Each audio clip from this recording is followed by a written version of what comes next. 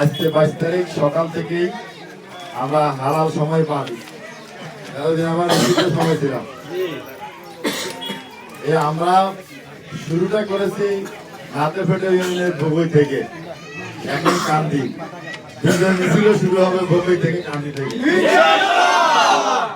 12 তারিখের বিজয় মিছিল কি ভোগই আর কান্দি থেকে শুরু হলো? এটা আমি নিজের ইচ্ছা থেকেই বাছাই করে নিয়েছি যে আমি এই জায়গা থেকে শুরু করবো। এই মনারগুন্ডের ভিতরে এই বেলটা আমাদের জন্য একটা পজিটিভ বেল আমরা মনে করি, কারণ এখানে মানুষ অনেক বেশি ইসলাম প্রিয় এবং ধর্মভীরু।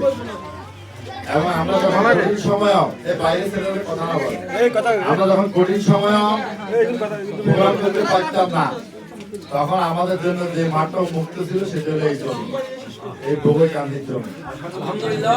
98 সালে লাকসামের রাজনৈতিক সংঘাতের পরে রমজান মাসে ইফতার মাহফিলে আমরা কোথাও স্পেস পাই নাই, কিন্তু এই ভোগই প্রাথমিক বিদ্যালয় মাঠে 400 লোক নিয়ে আমরা ইফতার মাহফিল করেছি। আরেকটা জায়গা হচ্ছে আমাদের সরস্বতী ইউনিয়ন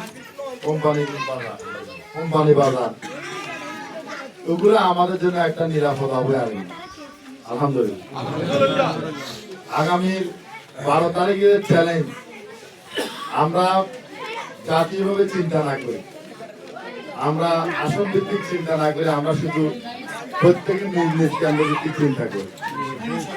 আরো ক্ষুদ্র হলে আমি আমার গ্রাম নিয়ে চিন্তা করি, আমি আমার বাড়ি নিয়ে চিন্তা করি।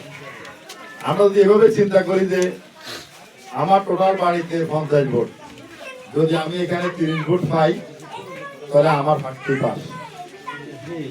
এই কেন্দ্রে আমি প্রার্থী পাস করবো, এই কেন্দ্রে পাস করলে আমার প্রার্থী আসনে পাস করবে, এই আসনে পাস করলে জামাত ইসলামী ক্ষমতা যাবে। কথা তো এটাই নাকি? এটাকে বলে বিন্দু বিন্দু করে সিন্ধু হওয়া, কণা কণা বালি কণায় মরুভূমি হওয়া। ঠিক আছে কথাটা? আমরা যখন পুরা দেশের হিসাব করব, আমরা তখন কাজ করি যে পুরা দেশের হিসাব মিলামু, তার পরবর্তী যখন দেখবো যে জামাত ক্ষমতা এসে তখন কাজ করবো, আর যখন দেখবো যে জামাত যদি